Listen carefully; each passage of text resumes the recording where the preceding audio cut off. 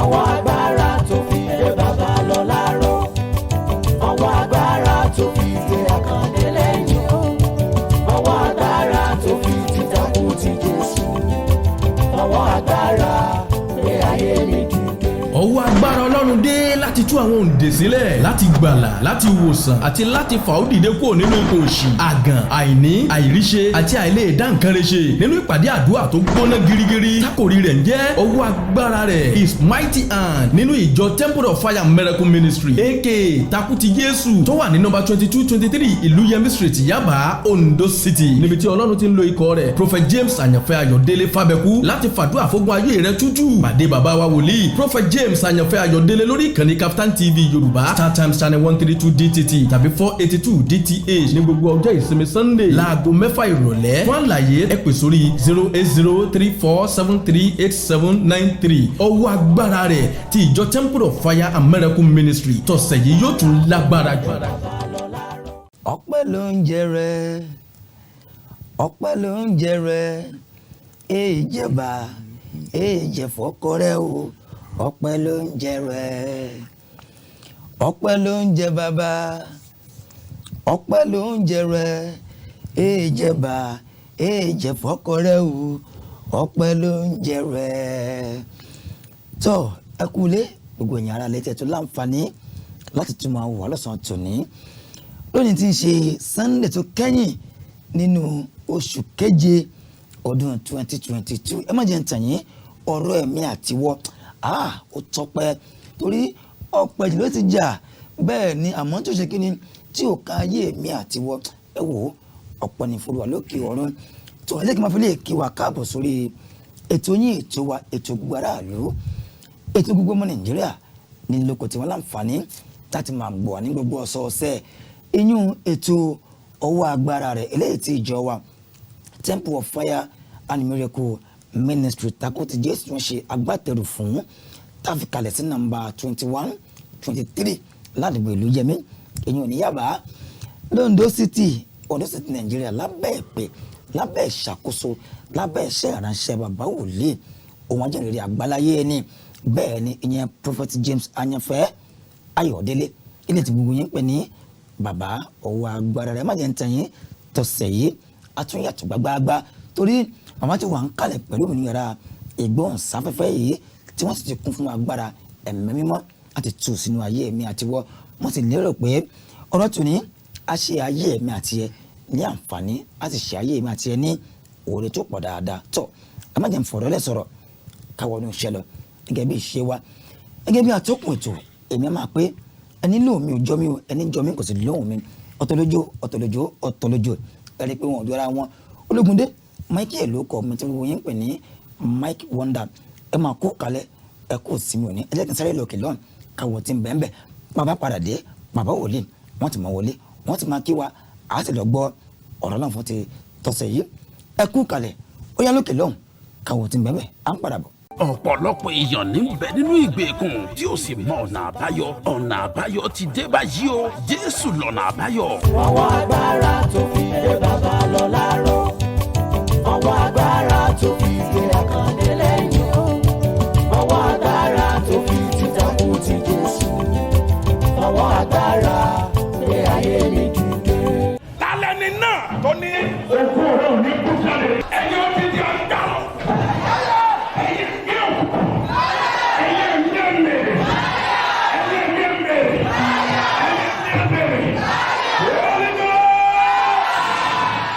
Máa bọ̀ wá sínú ìpàdé àdúrà tó ń wáyé ní gbogbo ọjọ́ Wednesday lọ́sọ̀ọ̀sẹ̀. Tákòrí rẹ̀ jẹ́ ọwọ́ agbára rẹ̀. Ṣebí ọwọ́ agbára Ọlọ́run ló fi mú ọmọ Ísírẹ́lì jáde kúrò lóko ẹrú Íjíbítì. Ìwọ náà wà nírìírí agbára ńlá yìí nínú ìpàdé àdúrà gbogbo ọjọ́ Wednesday tó ń wáyé láago 9 àárọ̀ sí 12 ọ̀sán nínú gbọ̀ngàn ìjọ Temple of Fire and Miracle Ministry tá a mọ̀ sí Takuti Jésù tó wà ní 22/23 ìlú Yemi Street Yaba nílùú Ondo. Kí n lóko ẹrú àbí ìgbèkùn tó wà, ìgbèkùn ẹ̀rọ ọmọbí ni àbí àìrá láàánú.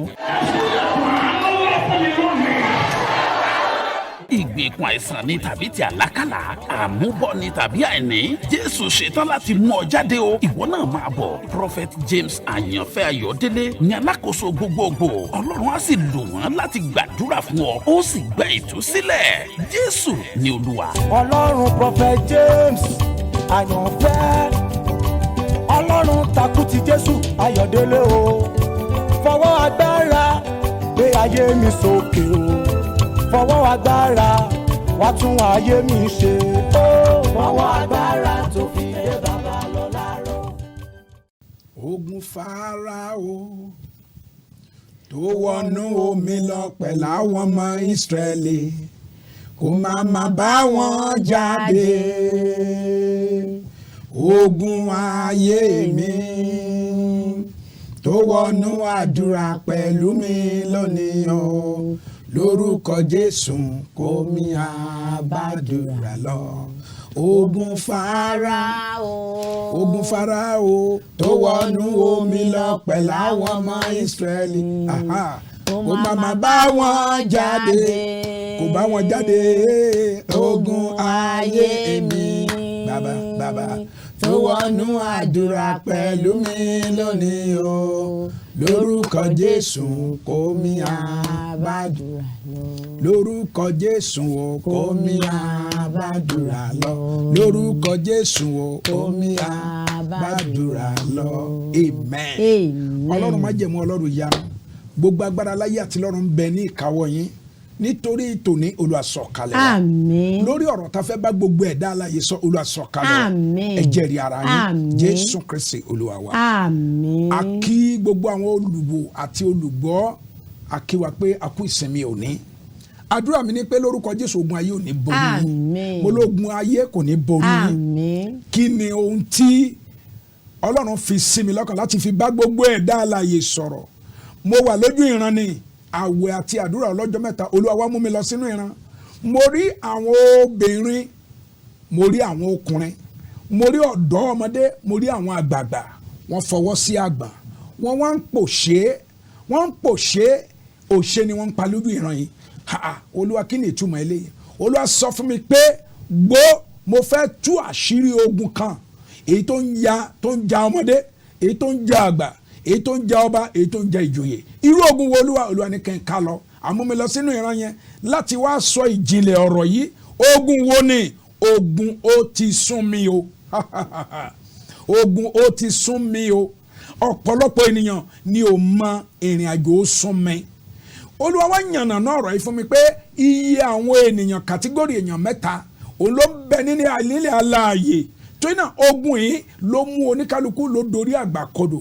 Gbọ́ ẹja wo ohun tí Bíbélì sọ nínú ìwé Sámúẹ́lì kínní, ẹja wo orí kínní ẹsẹ̀ ìkẹfà. Kí ni Bíbélì sọ níbẹ̀? Yes. Orogún rẹ̀ pẹ̀lú a sì máa tọ́ ọ gidigidi. Orogún rẹ̀ a máa tọ́ ọ gidigidi. Yes. Láti mú bínú.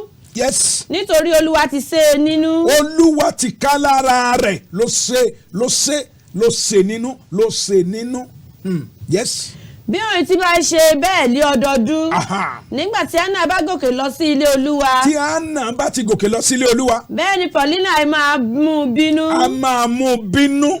Nítorí a máa sọkún. Yes. Nítorí náà a máa sọkún. A máa sọkún. Kò sì jẹun. Kò lè jẹun. Tí ìrònú bá ti dorí ènìyàn kodò, mi mọ̀ bóyá ìwọ náà ń gbarú ọ̀nà irú ìrìn àjò yìí kọjá.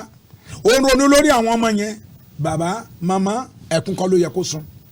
Ìrìn àjò ó sún mi, ibẹ̀ ni Ọlọ́run fẹ́ yànnàná. Ogun ó sún mi, kí ló sún ẹ? Kí ló fà á? Ta ló gbé dìde? Ta ló gbé kalẹ̀? Mo fẹ́ wọnú ọ̀rọ̀ ẹ ní gbùngbùngbùn. Sátánì oníbalógun lórí ogun ó ti sún mi. Ogun ó ti sún mi, kò yẹ fún ẹkún rárá. Ogun ó ti sún mi, kì í ṣe ohun tí wọ́n ìlà kọjá rẹ, kì í ṣe ariwo ló yẹ kó máa pa, kì í ṣe ẹkún ló yẹ kó máa pa.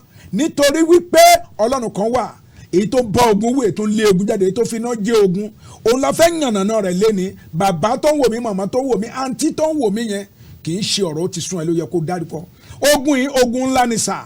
Bí ènìyàn ò bá kíyè sára, a máa gbẹ̀mí ní ara èèyàn. A máa sọ èèyàn di rédèrèdè, a máa sọ èèyàn di játijàti. Ogun yìí ogun ńlá ni o. bó ṣe ń bá àwọn ikọ̀ àtìríjú fà á ló ń bá àwọn ọmọ ìjọ fà á bẹ́ẹ̀ náà ló ń bá ọ̀tọ̀kùlú ọba tàbí ìjòyè fà á gbọ́ nínú ìwé tí a ń kà yìí ẹja wo ẹsẹ̀ ìkẹsàn-án níbi tí a kà yẹn verse 9.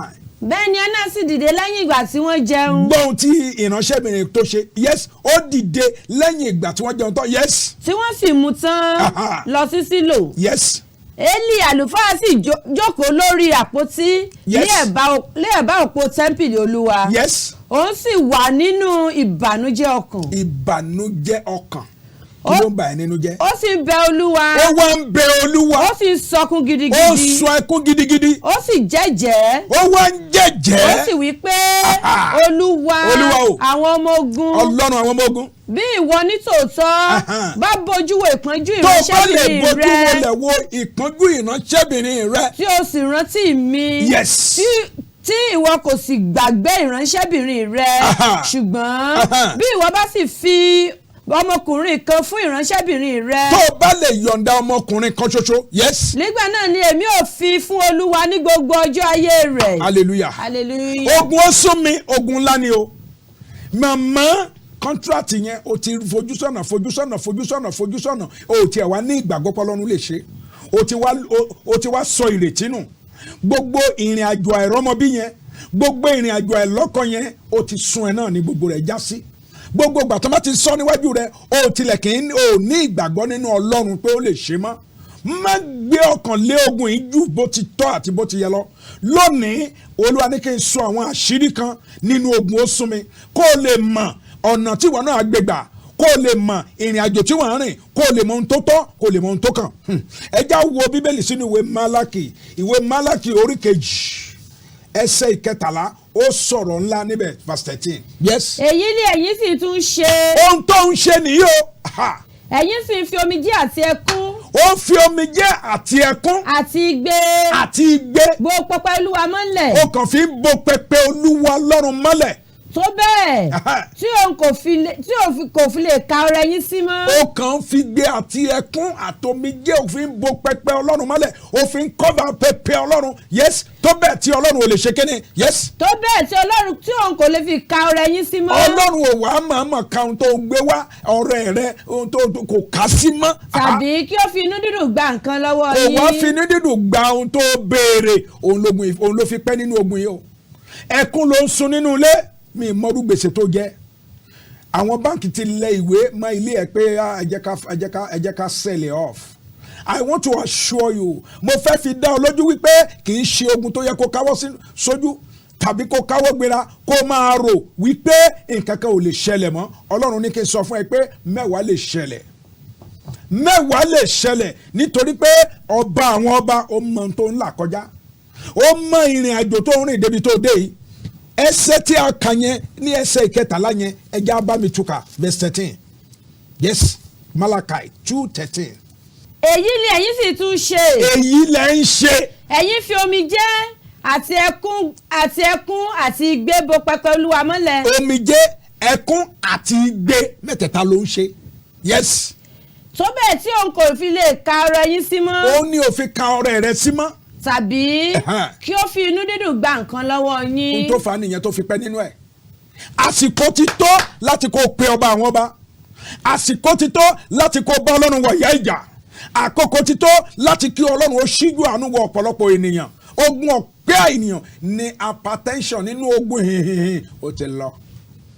Sátánì ń fẹ́ kí o kú nínú ipò tó wà yẹn Sátánì ń pòwe sí ẹ ó fàlà pòwe sí ẹ ó rán àrá burúkú ó rán sí ọ àlá tí ó dára ló ń gbé pàdé rẹ ní gbogbo ìgbà tó bá dẹ̀ tí wàá jí báyìí ẹkún ló wá ń sùn nóò ìrìn àjò rẹ ju báyìí lọ ó yẹ kó bá Sátánì wí torí pé Sátánì ẹni ègbé ni ó yẹ kó sọ fún Sátánì pé kì í ṣe bí mo ṣe wà yìí ni Ọlọ́run ṣe ní kí n wà kì í ṣe àyè tí mo wà yìí òun ni bàbá ní kí n wà Ọlọ́run mi jù báyìí lọ ó yẹ kó sọ fún ogun yẹn pé ogun yìí Ọlọ́run mi jù bẹ́ẹ̀ lọ sọ bẹ́ẹ̀ pé Ọlọ́run mi jù báyìí lọ Ọlọ́run mi jù báyìí lọ sọ pé ẹlẹ́dàá mi jù báyìí lọ ẹlẹ́dàá mi jù báyìí lọ ó sọ̀rọ̀ dáadáa ẹlẹ́dàá mi jù báyìí lọ nínú ilé sọ̀rọ̀ ẹlẹ́dàá mi jù sọ pé báyìí Ọlọ́run mi jù báyìí lọ Ọlọ́run mi jù báyìí lọ gbọ́ ogun ó ti sún mi a fẹ́ ṣiṣẹ́ lé lórí àsìkò ti tó láti ká gbàdúrà gbogbo àjàgà ètò tó so ọmọ ogun yẹn tó le kankankankan Ọlọ́run fẹ́ finá jó Ọlọ́run fẹ́ gbé ọ níjà ọlọ́run fẹ́ gbà ọ́, ọlọ́run fẹ́ tú ọ sílẹ̀ nínú ìwé Sekaraya orí kẹta yẹn, ìwé Sekaraya orí kẹta ẹsẹ̀ kejì ó mà sọ̀rọ̀ tó lágbára. Yes. olúwa sì wí fún Sátánì pé. olúwa wí fún Sátánì pé. olúwa bá ọ wí. Sátánì olúwa bá ọ wí o. ìwọ Sátánì. ìwọ Sátánì. àní. àní. olúwa tí ó ti yan Jerúsálẹ́mù. hallelujah. hallelujah. yes. ó bá ọ wí. ó bá ọ wí. igi iná kọ́ èyí. Yes. tí a mú kúrò nínú iná.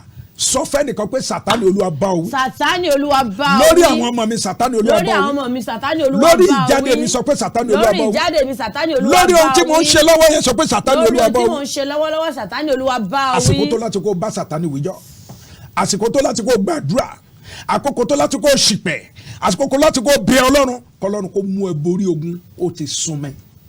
Orílẹ̀-èdè ńlá ogun yẹn kọjá lọ́wọ́lọ́wọ́, gbogbo ènìyàn ló ti sún. Ó ti sún ènìyàn, ó ti sún ọba, ó ti sún ìjòyè. Ohun tó kù ni pé ká pe Kristi Jésù. Ẹja pe Ọlọ́run lórí ìṣòro yìí lórúkọ Jésù. Olúwa dá sí ọ. Àmín. Mo ní Nàìjíríà Olúwa gbà ọ́. Àmín. Gbogbo state mo ní Olúwa gbà yín. Àmín. Ilé kọ̀ọ̀kan tó ń wò mí tó ń gbọ́ mi Olúwa gbà ọ́. Àmín. Àwọn ọmọ rẹ yẹn Olúwa gbà ọ́. Àmín. Mi mọ̀ bóyá o ti wà nínú ipò pé o ń wojú Ọlọ́run fún ọmọ rere. Àsìkò ti tó láti kó o pe Ọlọ́run. Àsìkò ti tó láti kí Ọlọ́run kó dá sí ọ̀rọ̀ rẹ lónìí. Ọlọ́run á rántí rẹ. Àmín. Mo lólúwa á rántí rẹ. Àmín. Mo lólúwa á rántí rẹ. Àmín. Mo lólúwa á rántí ìlérí rẹ. Àmín. Ìlérí Ọlọ́run kò ní lọ lásán lórí. Àmín. Àlàáfíà.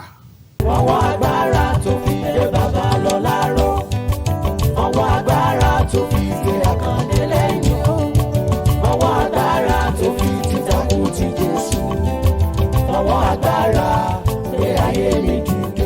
ọwọ́ agbára ọlọ́run dé láti tú àwọn òǹdè sílẹ̀, láti gbàlà, láti wòsàn àti láti fà ó dìde kúrò nínú ipò òṣì, àgàn, àìní, àìríṣe àti àìlè dá nǹkan rẹ̀ ṣe nínú ìpàdé àdúrà tó gbóná girigiri tákòrí rẹ̀ ń jẹ́ ọwọ́ agbára rẹ̀ His mighty hand nínú ìjọ Temple of Fire Miracle Ministry aka Takuti Jésù tó wà ní nọ́mbà 2223 ìlú Yemi Street Yaba Ondo City, níbi tí ọlọ́run ti ń lo ikọ̀ rẹ̀ Prophet James Àyànfẹ́ Ayọ̀délé Fábẹ́kú láti fàdúrà fógun ayé rẹ̀ tútù. Pàdé bàbá wa wòlíì Prophet James Àyànfẹ́ Ayọ̀délé lórí ìkànnì KAFTAN TV Yorùbá Startimes channel 132 DTT tàbí 482 DTH ní gbogbo ọjọ́ ìsinmi Sunday láago 6 ìrọ̀lẹ́. Fún àlàyé ẹ pè sórí 08034738793. ọwọ́ agbára rẹ̀ ti ìjọ Temple of Fire and Miracle Ministry tọ̀sẹ̀ yìí yóò tún lágbára jù.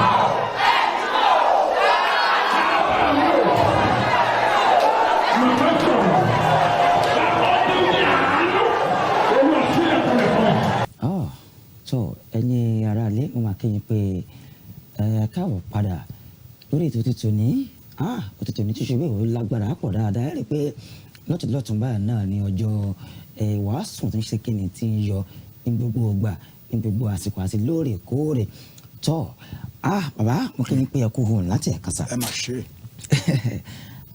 bàbá mo kéyìn pé ẹ sì kú iṣẹ́ olúwa olúwa tí ń bẹ tẹ́mi rẹ̀ ń bẹ olúwa yóò máa kún yín lọ́wọ́ ṣiṣẹ́ bẹ́ẹ̀ ni agbára fàmì oró tá a fi fún oyin bàbá kò ní í gbẹ bàbá tòní túnṣe bẹ́ẹ̀ ó tún lákàkì dáadáa bàbá yà sọ̀rọ̀ ń pa ìwàásù tó ń tẹ ẹgbà kúrò rẹ̀ ní oṣù mi. ó ti sún mi. tọ́ bàbá mi bá ní kí n bẹ̀yìn sàtórí ọ̀pọ̀lọpọ̀ èèyàn ni wọ́n ń kọ orin yìí bẹ́ẹ̀ ni ọ̀pọ̀lọpọ̀ ìdílé wọ́n ti ń kọrin pé ó mà sún mi kò tiẹ̀ yé mi gan mọ́ ọ̀nà owó gan mi ti fẹ́ gbé gbà torí gbogbo ẹ̀ ti yé èèyàn mọ́ bàbá mi bá ní kí n bẹ̀yìn sà lórí ìwàásù yín bàbá ni a fẹ́ bọ́ nípasẹ̀ ọ̀rọ̀ ó sún mi yìí ọ̀nà wo la gbà bọ́ bò láti rìn bò láti tọ́ bò láti ṣe. olóòtú bàbá ogun ó sún mi ọ̀nà mẹ́ta ló pín sí ó jẹ́ ogun àdánìkanrò bẹ́ẹ̀ ni èèyàn ló ń dánìkan rò a máa ṣe pìkì a máa ṣe pìkì lọ́kàn rẹ̀ bẹ́ẹ̀ ni ìkejì ó jẹ́ ogun adákẹ́pani kábíyèsí lódùmarè ó tún jẹ́ ogun àdárísọ èèyàn ó máa ń dá pani ni ọ̀nà wo la wá fẹ́ gbà ọ̀pọ̀lọpọ̀ lọ́mọ ọlọ́run tó jẹ́ pé inú condition ló ń wà tí ẹ̀mí fi ń bọ́ lára rẹ̀ torí pé kò ní ìrètí ọ̀la fún àpẹẹrẹ olóòtú ẹni tó jẹ báǹkì lówó ńlá tí iṣẹ́ dẹ̀ dojúrú tá máa lọ tá máa bọ̀ arákùnrin kan wà ní ìlú tí a wà yìí gbèsè ló jẹ o gbèsè tó jẹ just 7 million naira ó dẹ̀ wọlé ó dẹ̀ róróró kúrírò ó dẹ̀ wọlé ó dẹ̀ gbé kẹjẹ kábíyèsí lódùmarè ó para rẹ̀ ìrìn àjò ayé rẹ̀ ó bọ́ sófo lórúkọ Jésù ogun yìí ò ní borí ẹ̀ kò ní borí ẹ̀mí ẹ̀.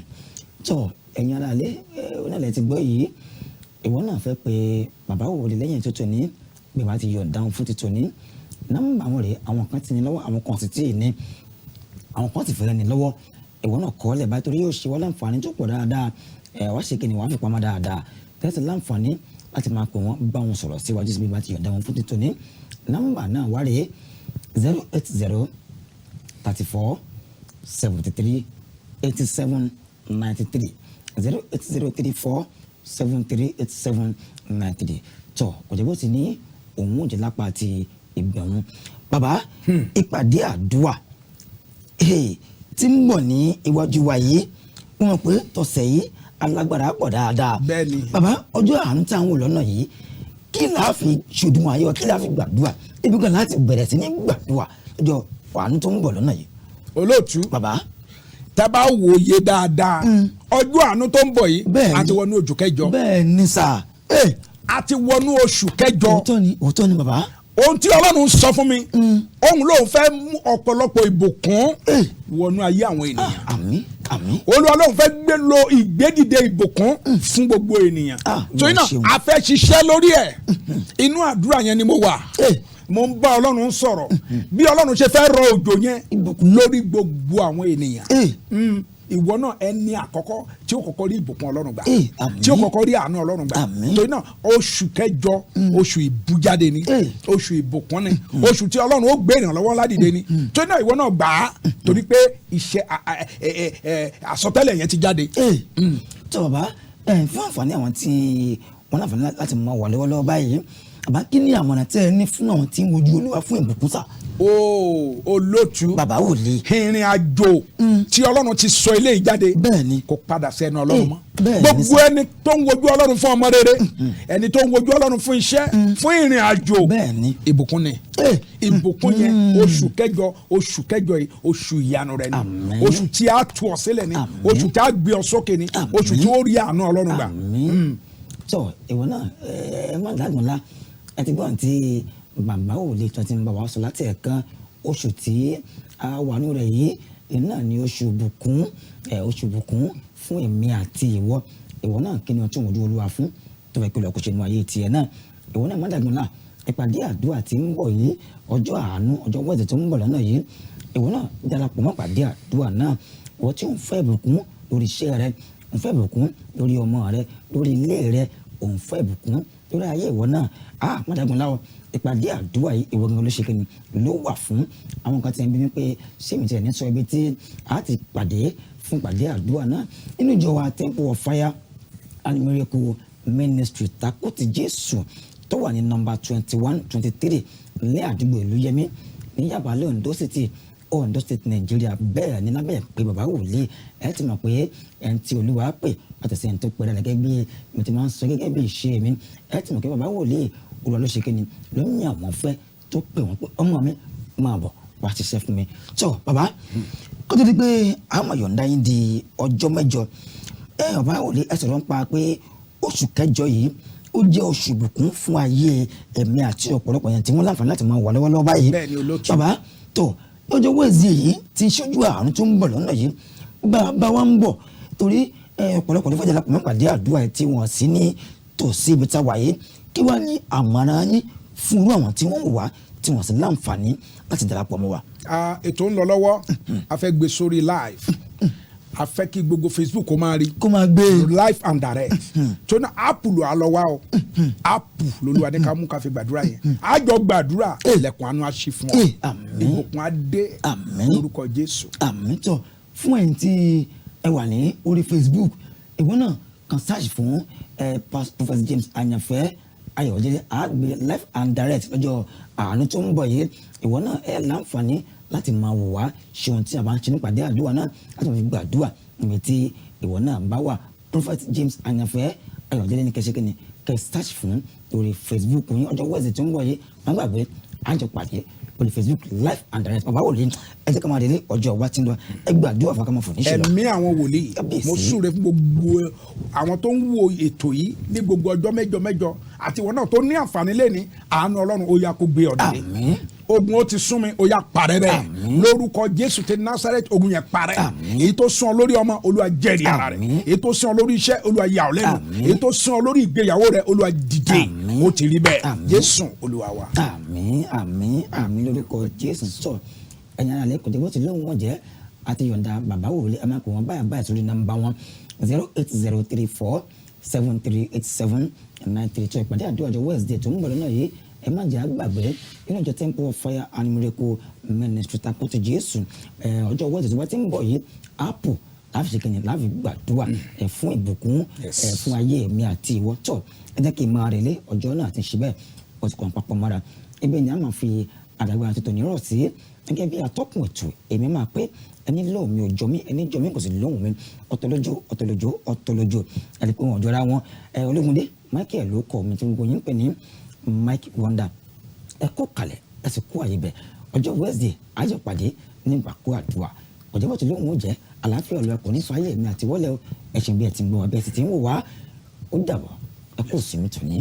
ọwọ́ agbára tó fi gbé bàbá lọ láàárọ̀ ọwọ́ agbára tó fi gbé Àkàndé lẹ́yìn ọwọ́ agbára tó fi títàkù ti Jésù ọwọ́ agbára gbé ayé mi dìde. ọwọ́ agbára Ọlọ́run dé láti tú àwọn òǹdè sílẹ̀ láti gbàlà láti wòsàn àti láti fà ó dìde kúrò nínú ipò òṣì àgàn àìní àìríṣe àti àìlè dá nǹkan rẹ̀ ṣe nínú ìpàdé àdúrà tó gbóná girigiri tákòrí rẹ̀ ń jẹ́ ọwọ́ agbára rẹ̀ his mighty hand nínú ìjọ Temple of Fire and Miracle Ministry aka Takoti Jésù tó wà ní nọ́mbà 22-23 Ìlúyẹmí Street Yaba Ondo City níbi tí Ọlọ́run ti ń lo ikọ̀ rẹ̀ Prophet James Àyànfẹ́ Ayọ̀délé Fábẹ́kú láti fàdúrà fógun ayé rẹ̀ tútù pàdé bàbá wa wòlíì Prophet James Àyànfẹ́ Ayọ̀délé lórí ìkànnì KAFTAN TV Yorùbá Startimes channel 132 DTT tàbí 482 DTH ní gbogbo ọjọ́ ìsinmi Sunday láago 6 ìrọ̀lẹ́ fún àlàyé ẹ pè sórí